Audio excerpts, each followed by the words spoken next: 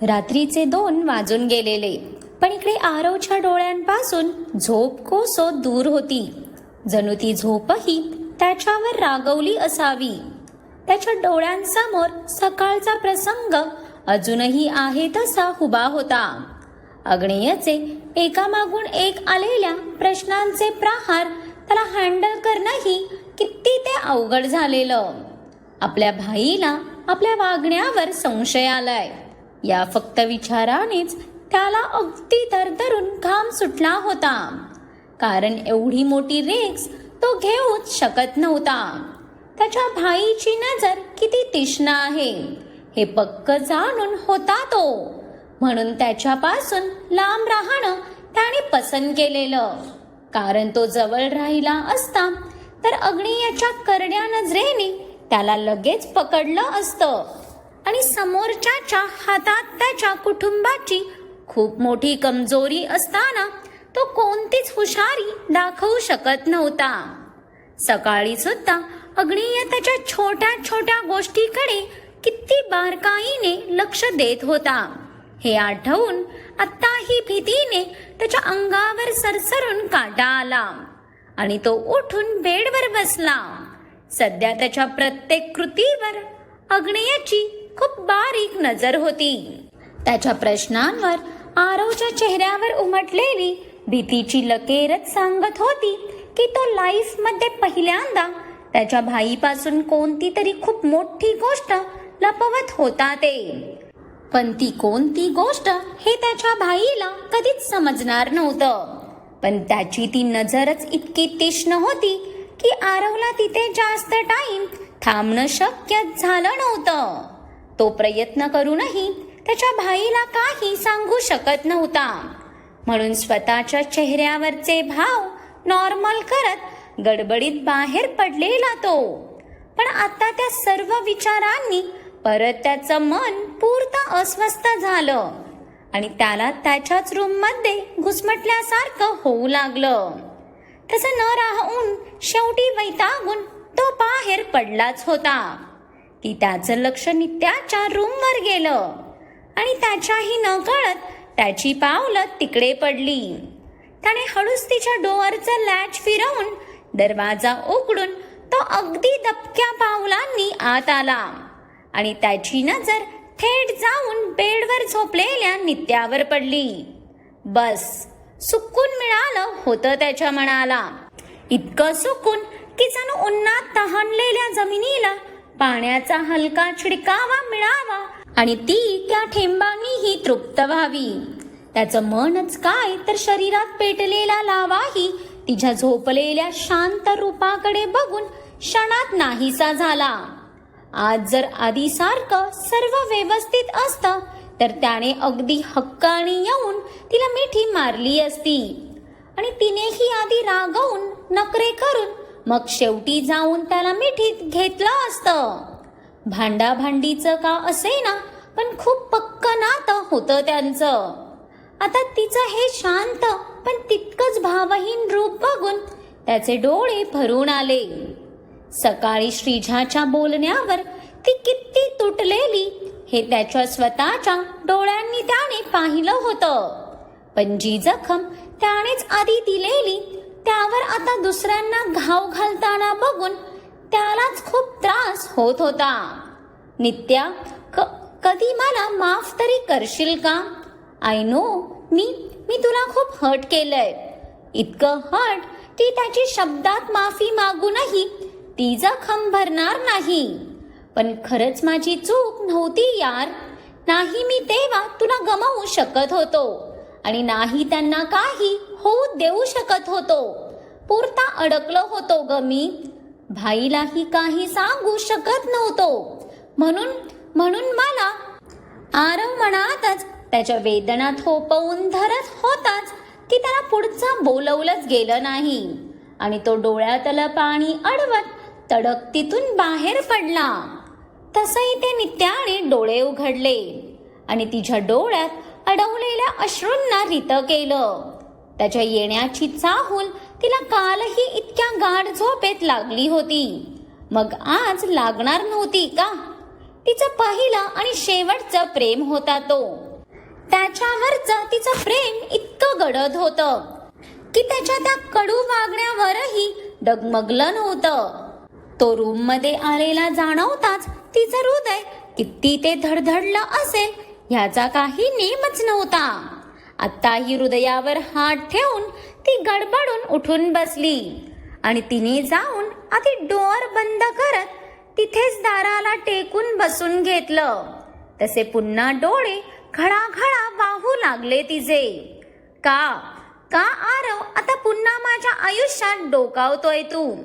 काय हवे आता तुला माझ्याकडून? की अजूनही माझ्या मॉम डॅडच्या कर्माची शिक्षा तुला मला द्यायची आहे?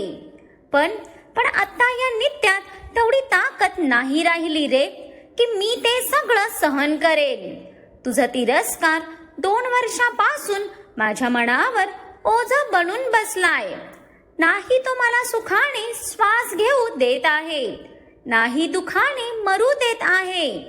प्लीज आत्ता पुन्हा माझ्या जवळ नको येऊ, कारण तुझा तिरस्कार आत्ता मला स्वतःलाच सहन होणार नाही. आणि त्यात तू त्या श्रीच्या सोबत तिकडे कॅनडाला लिव्हिंग मध्ये. पुढचं वाक्य नित्याला बोलवलंच गेलं नाही. तिने डोळे घट्ट मिठत तिच्या कानावर गच्च हात ठेवला आणि ती आता हमसून रडू लागली. तिला श्रीजा सोबत आरव इतका पुढे गेलाय या फक्त विचारानेच मरण यातना होत होत्या. दुसऱ्या दिवशी लंच टाइमला नित्या जशी अग्नेयाच्या केबिन मध्ये आली तेव्हा सियाही त्याच्यासाठी लंच घेऊन कीटो सोबत ऑफिसला आली होती. अरे वा नित्या, तू पण आलीस, बरं झालं. आता मी तुलाच कॉल करून बोलवणार होते. चल हात धुवून घे, मी तुलाही सर्व करते. सियाने नित्याला आलेलं बघून हसतच दुसरी प्लेट लावायला घेतली. पण नित्या तिच्या विचारात इतकी गुंतली होती की तिचं सियाच्या बोलण्याकडे लक्षच गेलं नाही. आताही तिच्या डोक्यात फक्त आरवचेच विचार होते. त्याचा स्वभाव तिला समजत नव्हता. दिवसभरात तिला एक नजरही न बघणारा आरव रात्री कितीतरी टाइम तिला मन भरून बघायला तिच्या रूम मध्ये येतोय. ही गोष्ट काही केल्या तिला समजत नव्हती. सियाचं लक्षही शांत उभ्या नित्याकडे नसलं तरी कीटोला झोपवत बसलेल्या अग्नेयाची नजर मात्र नित्यावरच स्थिरावलेली. तिच्या चेहऱ्यावरचं टेन्शन त्याला स्पष्ट दिसत होतं. नित्या, मला तुला काही बोलायचं आहे का?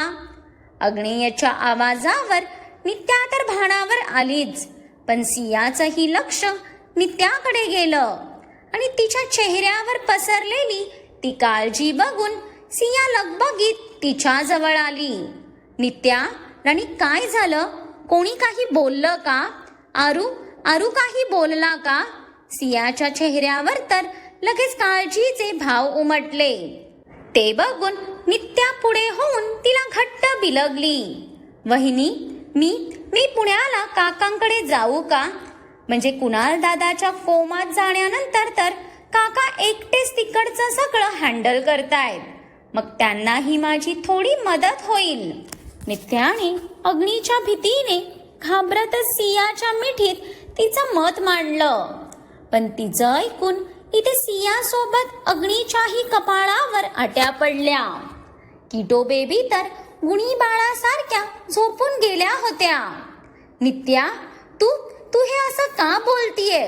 त्या चिचुंद्रीचं बोलणं तू अजूनही मनावर घेऊन बसलीये का? सिया नित्या जाण्याचं बोलतीये बघून थोडीशी हायपर झाली. ते बघून अग्नेय उभा राहिला. प्रिन्सेस, रिलॅक्स, मी बोलतो तिच्याशी. तोपर्यंत तू प्रिन्सीला आतल्या रूम मध्ये झोपवून ये जरा. अग्नेयाने कीटोला सियाकडे देत तिला नजरेनेच नीचमस्त केलं. तशी तीही मग काही एक प्रश्न न करता तडक आत गेली. सिया जाताच अग्नेय नित्या समोर आला. भाई, ते म्हणजे मी. नित्याची मान आता काही वर होणार नव्हती. नित्या, हे तू आरवमुळे करतीये ना? अग्नेयच्या एका प्रश्नावरच इथे नित्याने भरलेले डोळे त्याच्यावर आणले आणि ती मुसमुसातच त्याच्या मिठीत शिरली. हो हो भाई, त्याच्यापासून खूप लांब निघून जायचं आहे मला. इतक्या लांब की तिथे मला मोकळा श्वास घेता येईल. परत तो त्रास मला सहन होणार नाही भाई. परत स्वतःला तुटताना मी नाही पाहू शकत. नित्याला आता तिचं रडू आवरताच आलं नाही. पण जर मी म्हंटल त्याला तुझी गरज आहे, तरी त्याला सोडून जाणार का तू? अग्नेयने प्रेमाने नित्याला समोर करत तिचे डोळे पुसले. तसं नित्याने चमकून त्याच्याकडे पाहिलं. तिच्या भाईचं बोलणं तिच्या डोक्यावरून गेलेलं. त्याला माझी गरज का असेल भाई? तो तर माझा तिरस्कार करतो आणि त्याच्या प्रत्येक गरजा भागवणार त्याचा हक्काचा माणूस आता त्याच्या सोबत आहे. शेवटचं वाक्य बोलताना नित्याचा कंठ अगदी भरून आला. श्रीच्या सोबत त्याला इमॅजिन करूनही तिला त्रास होत होता. हृदय अक्षरशः रक्तबंबाळ होऊन उठलं होतं. पण तो तिच्या सोबत इतका हार्श वागूनही तिचं त्याच्यावरचं प्रेम किंचितही कमी झालं नाही. ते बघून अग्नेयाला तिच्या प्रेमावर अभिमान वाटला. खरंच त्याच्या आरवसाठी नित्या अगदी परफेक्ट होती. ती एकटीच अशी होती जिने आरववर तो जसा आहे तसं प्रेम केलेलं. नाही नित्या, त्याच्या हक्काचा माणूसच तर नाही आहे त्याच्याकडे. जे दिसतंय ते फक्त आपल्याला दाखवण्यासाठी आहे. पण सध्या माझा आरव फक्त एकटा आहे आणि तो एकट्यातच खूप साऱ्या गोष्टी हँडल करतोय. कोणत्या तरी खूप मोठ्या प्रॉब्लेम मध्ये अडकलंय माझं बाळ. पण ह्यावेळी तो इतका मजबूर आहे की तो त्याच्या भाईलाही काही सांगू शकत नाही. अग्नेयाचा एकूण एक शब्द ऐकून क्षणभर तर नित्या स्तब्धच झाली. आरव मोठ्या प्रॉब्लेम मध्ये आहे हे एकच गोष्ट तिच्या मेंदूवर ठाण मांडून बसली. काय? आरव प्रॉब्लेम मध्ये आहे? कसला प्रॉब्लेम भाई? आणि तू असताना तो कसा कोणत्या प्रॉब्लेम मध्ये अडकू शकतो? तू काहीतरी कर ना मग. तू त्याला त्यातून बाहेर काढ भाई. वेडी ग बाई नित्या. आत्ता काही मिनिटापूर्वी त्याच्यापासून लांब जाण्याचं बोलत होती ही बया आणि आता त्याला संकटात बघून पुरती रडवेली झाली. अहो, हे काय बोलताय तुम्ही? माझा आरू कोणत्या प्रॉब्लेम मध्ये अडकलाय? पण अग्नेय नित्याला सावरायला पुढे सरसावणार की नुकत्याच बाहेर आलेल्या सियाच्या कानावर अग्नेयचे शब्द पडले आणि ती डोळ्यातलं पाणी अडवत तडक त्याच्या जवळ आली. तसं अग्नेयाने कपाळावर हातच मारून घेतला. आधीच एकीला हँडल करेपर्यंत त्याला नाके नऊ आलेले. तोपर्यंत दुसरीही मैदानात उतरलेली बघून त्याला तर कुठे पळून जाऊ असं झालं. एक वेळ नित्या तरी परवडली, पण आरवच्या बाबतीत सिया तर तिच्या वरचढ होती. आय नो आज तुमची एकच पहिली कंप्लेंट असणार आहे की भाग छोटा आलाय म्हणून. पण जेवढं झालं होतं ते मी ऍटलीस्ट स्किप न करता भाग पोस्ट केला आहे. नाहीतर आज जमणारच नव्हतं. पण तुम्ही वाट बघाल म्हणून छोटा का असे ना भाग पोस्ट केलाय. पण उद्या मात्र रेग्युलर पार्ट पोस्ट होईल बरं का.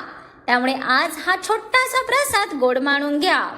आणि आजचा भाग आवडला असेल तर लाईक करा, कमेंट्स करा आणि खूप साऱ्या लोकांसोबत शेअरही करा. आणि ज्यांनी कोणी अजून माझ्या चॅनेलला सबस्क्राईब नाही केलं त्यांनी आठवणीने सबस्क्राईब करा.